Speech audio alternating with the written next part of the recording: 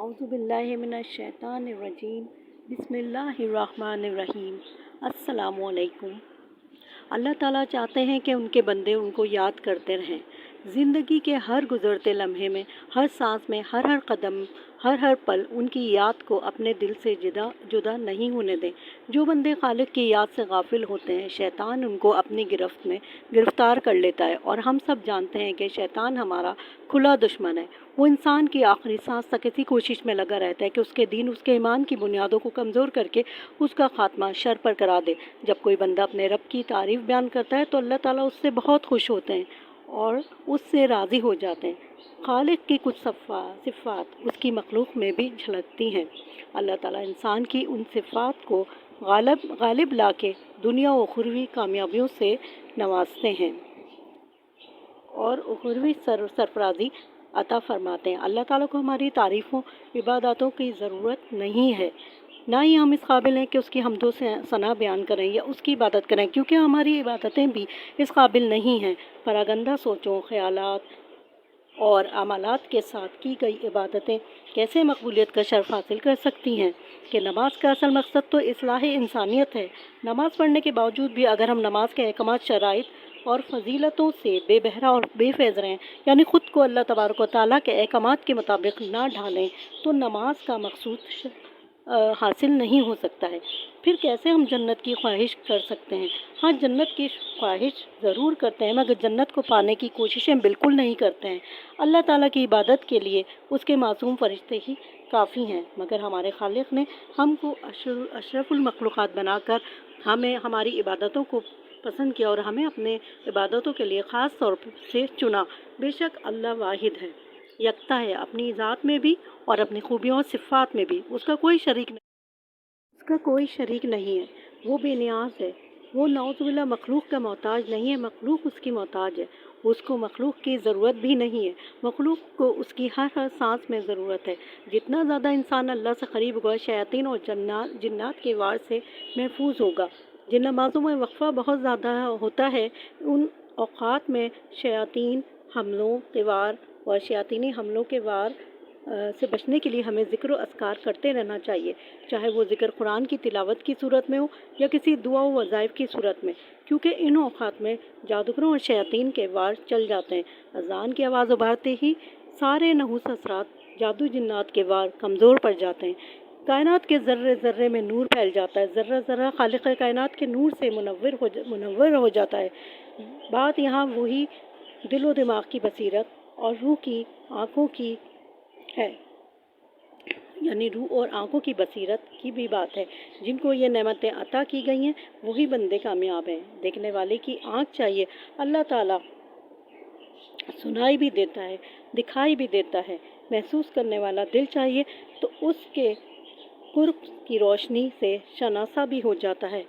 امراض بھی سنتے ہیں، بہت سے امراض ایسے ہوتے ہیں کہ وہ بلکہ سارے امراض سنتے ہیں، اور پودے بھی سنتے ہیں اور سمجھتے ہیں۔ جانوروں، انسانوں کے بیہیویئر اور نفرت محبت کو پہچان لیتے ہیں، خطرے کو بھانپ لیتے ہیں۔ آپ کسی بھی مرض میں مبتلا ہوں، اس مرض سے باتیں کیجیے۔ ہاں، میں بالکل سچ کہہ رہی ہوں، اس مرض سے باتیں کریں، اللہ کے حکم سے وہ مرض آپ کی جان چھوڑ دے گا۔ اس کی ایک مثال بیان کرتی ہوں، کینسر کو ہی لے لیجیے۔ اگر وہ خدا نہ خواستہ کوئی شخص کینسر کے مرض میں مبتلا ہے اور کینسر اس کی جان نہیں چھوڑ رہا ہے، تو وہ اس جگہ پر جہاں کینسر کا مرض ہے، ہاتھ پھیرتے ہوئے بڑے ہی پیار و خوشامد سے اگر کہے کہ پیارے کینسر، تم بہت اچھے ہو، لیکن مجھ سے تکلیفیں برداشت نہیں ہوتی ہیں، میں بہت پریشان ہوں، اللہ کے واسطے اور پیارے نبی صلی اللہ علیہ وآلہ وسلم کے صدقے تم میری جان چھوڑ دو، میرے جسم سے چلے جاؤ، تو کینسر شرافت سے جسم سے چلا جاتا ہے۔ کچھ لوگ میری بات سن کر ہنسیں گے، میرا مذاق اڑائیں گے اور مجھے بیوقوف اور پاگل بھی کہہ سکتے ہیں، مگر یہ حقیقت ہے۔ فل ریکوری تک کریں، مگر ادویات ڈاکٹر کی ہدایت کے مطابق لیتے رہیں۔ سرخ روشنی میں رہیں، کمرے میں سرخ پردے، دیواریں سرخ، قالین سرخ ہوں۔ 0 واٹ کے سرخ بلب کی روشنی میں رات کو سوئیں اور سرخ شاؤں کا پانی پئیں اور سرسوں کے تیل میں ہلدی جلا کر پئیں، تو اگر اللہ نے چاہا تو وہ مریض کو اس مرض سے جلد اور ہمیشہ کے لیے چھٹکارا مل جاتا ہے، مگر مرضی معبود ہونا لازمی ہے۔ اسی طرح اگر ہم پودوں، پھولوں، درختوں سے باتیں کریں تو وہ پھلتے پھولتے ہیں اور ہمارے ذہن پر بھی مثبت اثرات مرتب ہوتے ہیں۔ تجربہ مشاہدہ کر کے دیکھ لیجیے گا، آپ دیکھیں گے کہ پودے پہلے سے زیادہ ہرے بھرے نظر آ رہے ہیں۔ جب کافروں نے رسول اللہ صلی اللہ علیہ وآلہ وسلم سے پوچھا کہ آپ جس خدا کی عبادت کرتے ہیں وہ کیسا ہے، اس کا حسب نسب بیان کر کے اس کا تعارف تو کرائیے، اس کے جواب میں اللہ تعالیٰ نے سورہ اخلاص نازل فرمائی۔ سورہ اخلاص اللہ تعالیٰ کی تعریف، وحدانیت، اس کی توحید و صفات بیان کرتی ہے۔ قل هو اللہ لفظ احد کئی معنوں میں استعمال کیا جاتا ہے، کئی معنوں میں لیا جاتا ہے۔ اکیلا، واحد، تنہا، بے مثال۔ مطلب یہ ہے کہ اللہ تعالیٰ اپنی ذات و صفات میں یکتا ہے، اس کا کوئی شریک نہیں ہے، وہ لا شریک ہے، وحدہ لا شریک ہے، اس کے جیسا کوئی نہیں ہے، وہی خالق کائنات ہے، اسی کی ہستی عبادت کے لائق ہے، وہ جسم و اعضاء سے پاک ہے۔ اللہ تعالیٰ تو بس ایک نور ہے اور نور بس نور ہوتا ہے، آنکھوں کو خیرہ اور دل کو ایمان کی روشنی سے منور کر دینے والا۔ اللہ الصمد عربی زبان میں ایک لفظ کو کئی معنوں میں استعمال کیا جاتا ہے۔ اردو میں حمد کو بے نیاز، صمد کو بے نیاز، جبکہ عربی زبان میں صمد اس کو کہتے ہیں جس سے لوگ اپنی مشکلات میں مدد دینے کے لیے رجوع کرتے ہیں، یعنی اللہ تعالیٰ مشکل کشا ہے اور ہر ضرورت سے بالاتر، مخلوق اس کی محتاج ہے، وہ مخلوق کا محتاج نہیں ہے۔ مشکل کشا، کارساز، حاجت روا صرف اللہ ہی ہے۔ لم یلد ولم یولد، جو لوگ فرشتوں کو اللہ تعالیٰ کی بیٹیاں کہتے تھے، یا حضرت عیسیٰ علیہ السلام یا حضرت عزیر علیہ السلام کو اللہ تعالیٰ کا بیٹا کہتے تھے، یہ آیت ان لوگوں کی تردید ہے کہ نہ اللہ تعالیٰ کی کوئی اولاد ہے، نہ وہ کسی کی اولاد ہے، وہ انسانی رشتوں سے پاک ذات ہے، انسانی جوڑوں سے پاک ہے وہ ذات، اس کے اندر کوئی انسانی شبیہ نہیں پائی جاتی ہے۔ وَلَمْ يَكُنْ لَهُ كُفُوًا أَحَدٌ، یعنی کوئی نہیں ہے جو کسی معاملے میں کسی بھی طرح اس کی برابری یا ہمسری کر سکے۔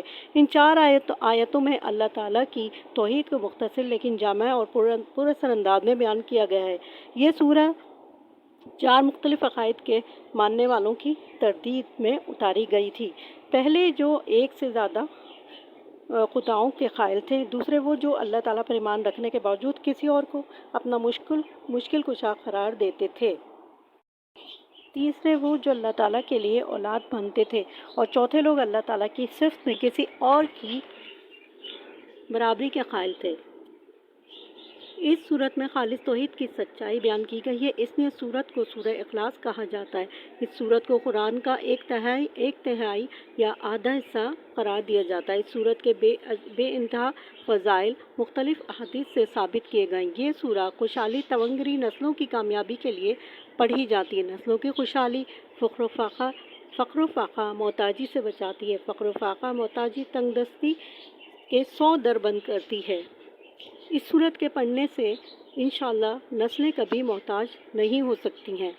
جو شخص روزانہ 200 بار سورہ اخلاص باوضو پڑھے گا، اللہ تعالیٰ رب العزت اس پر 300 غضب کے دروازے بند کر دیں گے، مثلاً دشمنی، قہر، فتنہ۔ اس شخص کے ساتھ عفو و درگزر اور نرمی کا برتاؤ کیا جائے گا۔ اللہ تعالیٰ اپنی رحمت کے 300 دروازے اس پر کھول دے گا، اسے دینی و دنیاوی کاموں میں کامیابی نصیب ہوگی۔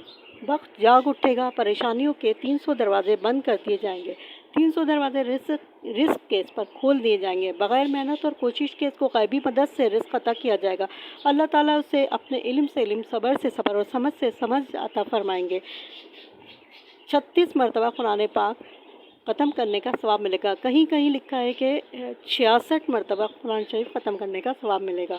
50 سال کے گناہ معاف فرما دیے جائیں گے۔ گناہ کبیرہ کے لیے توبہ ضروری ہے۔ اللہ تعالیٰ جنت میں 20 بنگلے دیں گے جو یاقوت، مرجان اور زمرد کے بنے ہوں گے۔